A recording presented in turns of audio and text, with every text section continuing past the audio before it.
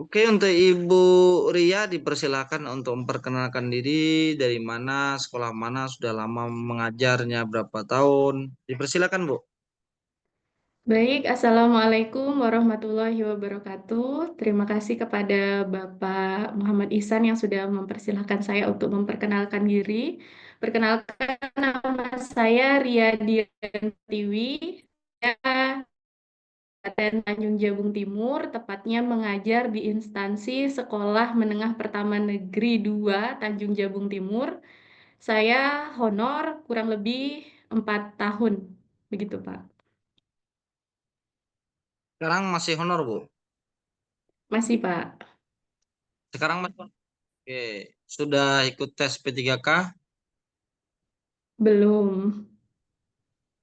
Oke, mudah-mudahan ke depannya agar apa-apa yang telah dicita-citakan akan tercapai.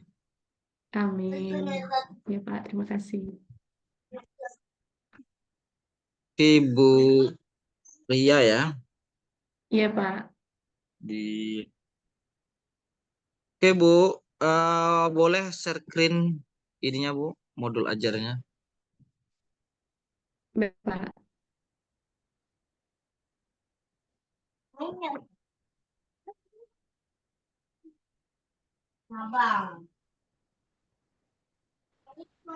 Berikut Pak modul ajar kami.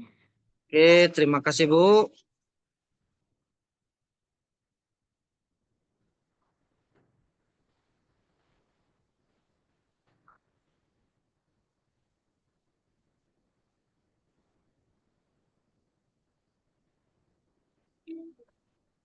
Bapak Ibu, Ibu, modul ajar ini tujuannya untuk apa, Bu?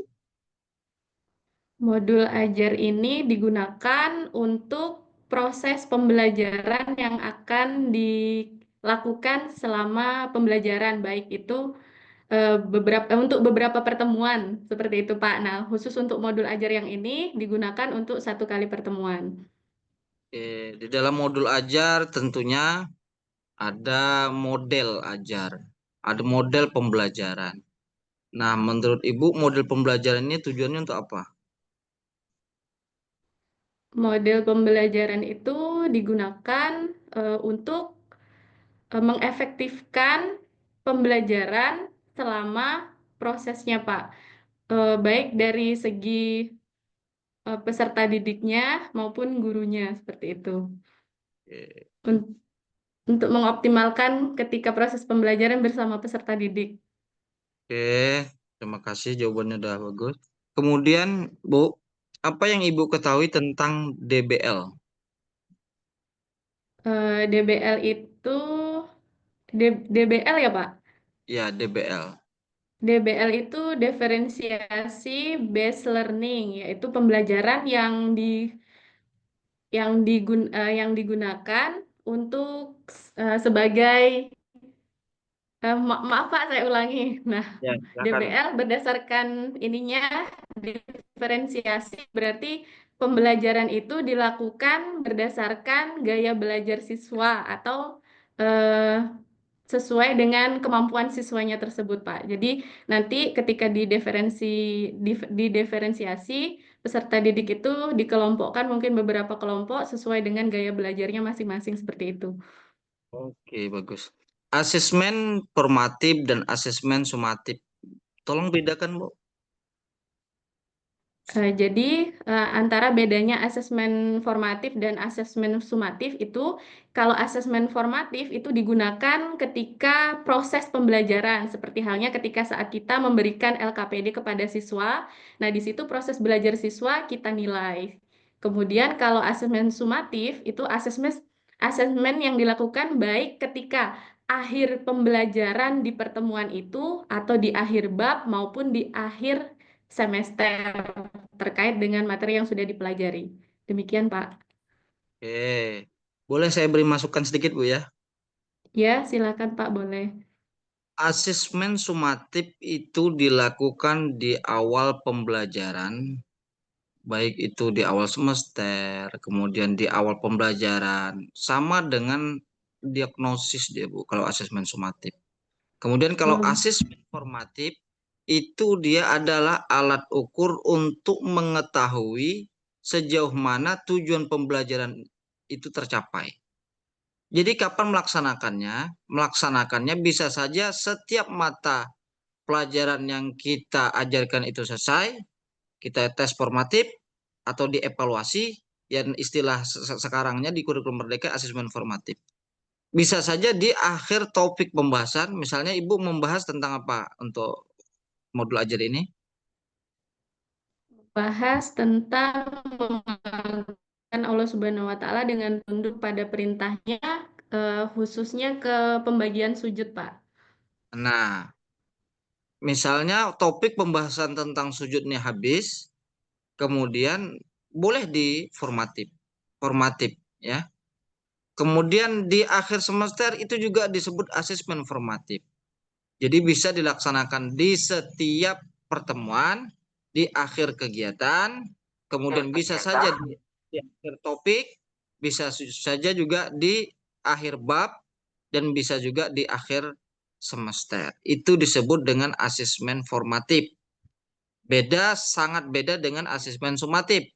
Kalau asesmen sumatif itu adalah sebuah alat ukur untuk mengetahui pengetahuan awal peserta didik tentang materi yang akan kita ajarkan.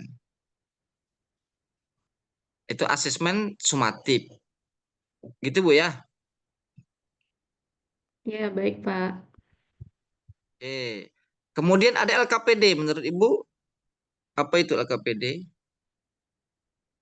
KPD itu sebuah alat yang digunakan untuk proses pembelajaran atau kegiatan pembelajaran bersama siswa, Pak. Seperti halnya penugasan seperti itu. Penugasannya. Tujuannya untuk apa Bu? Tujuannya untuk mengetahui proses belajar siswa.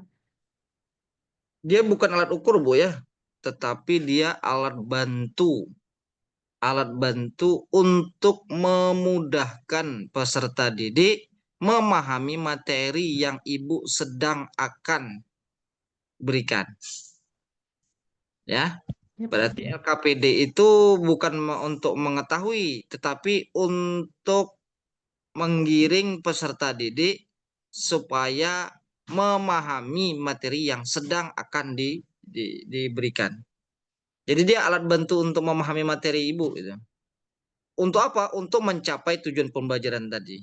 Makanya dia di dalam proses pembelajaran. Oke Bu ya. Ya, siap, Pak. Kemudian saya lihat di kegiatan pendahuluan Ibu di modul ajar. Oke, silahkan bacakan Bu sedikit. Ada kegiatan pembukaan ya, Pak. Ya, Guru membuka pelajaran dengan mengucapkan salam dan membaca doa bersama. Kemudian, guru memeriksa kehadiran, kerapian berpakaian, dan posisi peserta didik. Kemudian, guru memberikan ice breaking untuk melihat kesiapan siswa, memberikan motivasi, menanyakan materi pembelajaran sebelumnya, menyampaikan tujuan pembelajaran, dan memberikan asesmen diagnostik. Seperti itu, Pak. ya itu asesmen sumatif tuh Bu, diagnostik. Yang Ibu tulis Eh, ada diagnostik kan, nah itu ya asesmen sumatif.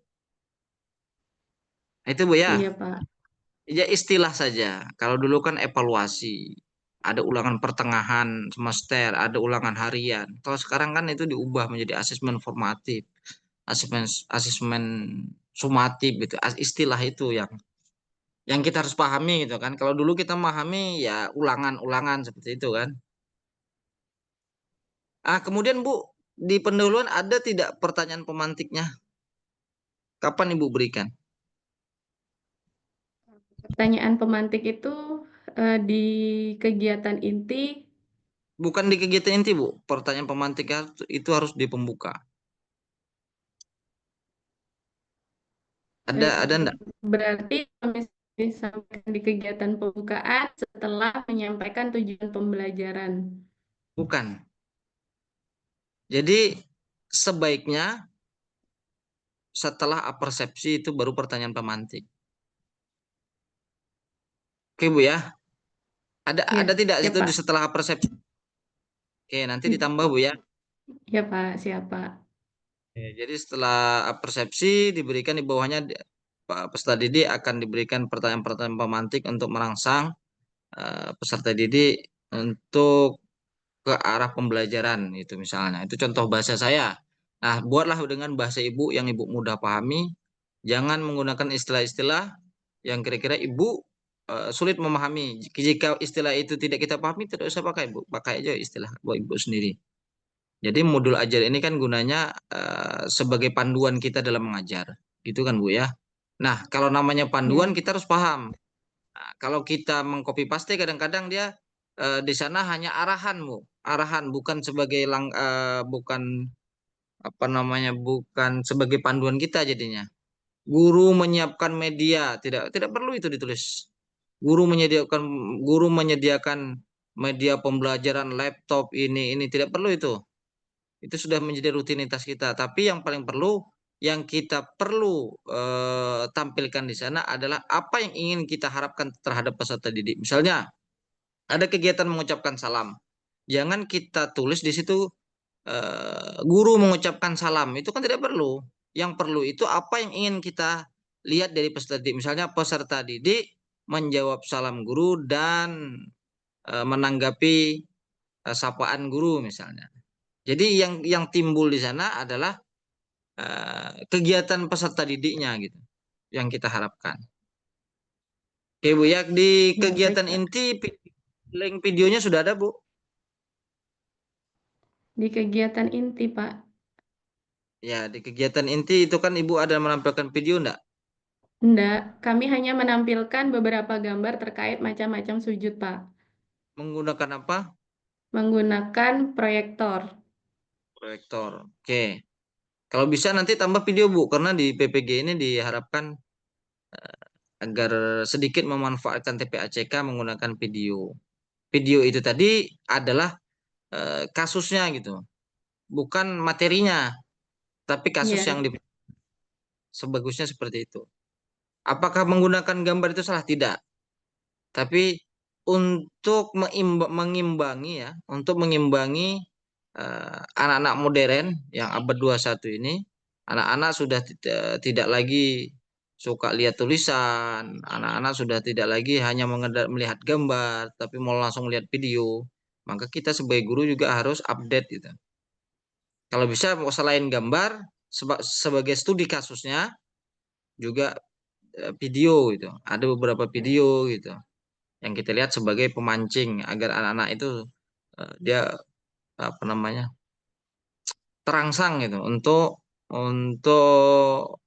memasuki pelajaran ibu gitu. Oke, silakan Bu, di kegiatan mana Ibu meletakkan asesmen formatif? asesmen formatif di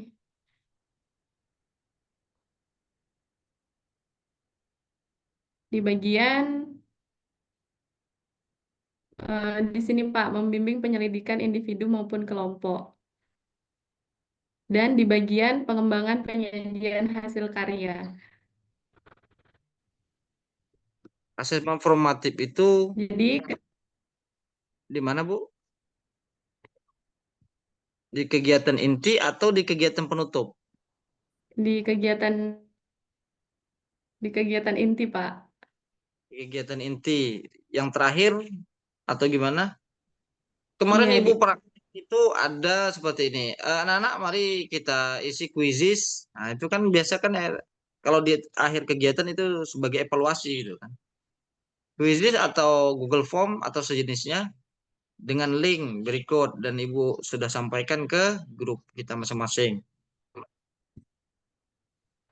Ada enggak asesmen formatifnya? Kalau bisa di ini Bu, apakah di penutupan? Misalnya seperti ini Bu. Kita mengajar prakteknya seperti ini Ibu yang nanti masukkan di modul ajar.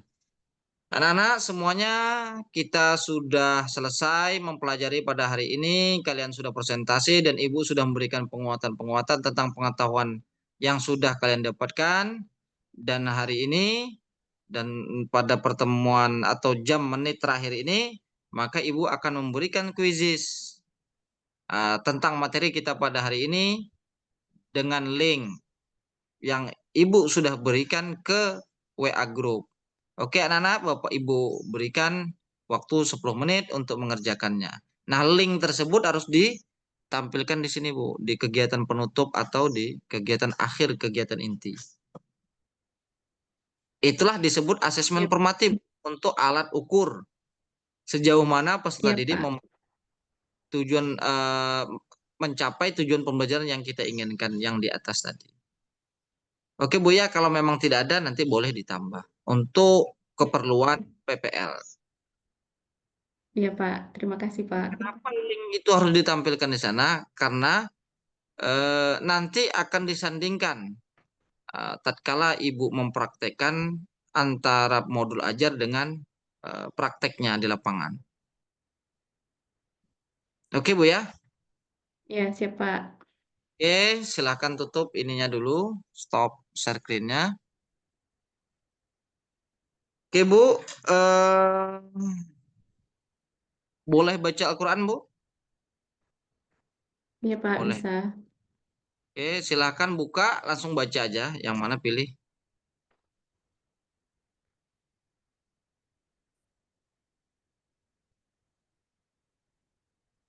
Langsung dibaca ya Pak.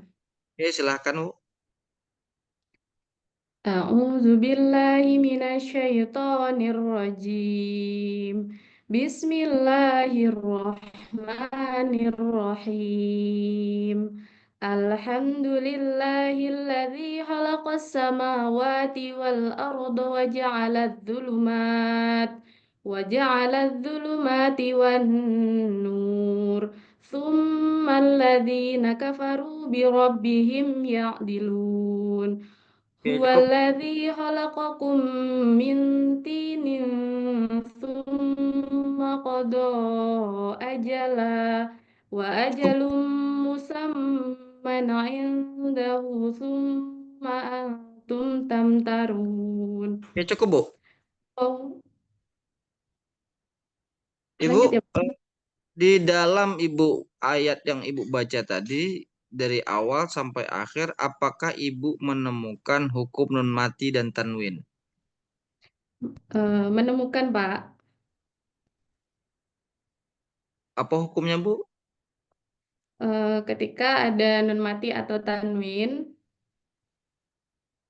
bertemu dengan huruf Kaf. dijelaskan ya Pak, misalnya bertemu dengan huruf ain, ha, ya, seperti itu ya Pak. Coba dibacakan ayatnya. Ain dahu. Ada nun sukun bertemu dengan huruf dal, di situ terdapat hukum bacaan ikhfa. Oke, berarti sama-sama. Sama. Eh, Oke. Kemudian tulis Al-Quran, maksudnya tulis ayat Al-Quran, tetapi karena saya takut nanti ibu menulis, kemudian ibu buang, nah, kurang adabnya, tulis saja dengan bahasa Arab, ana adhabu ilal madrasah.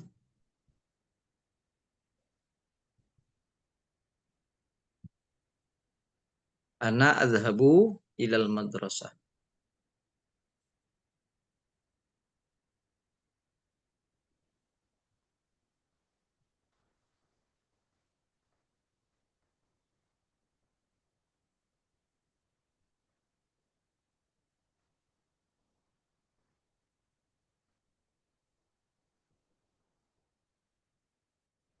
Deh, Pak.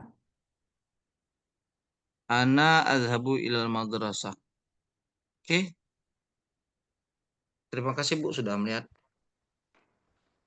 Sebelum kuliah itu tamatan mana Bu? SMA Pak. Baru mengambil jurusan PAI gitu ya?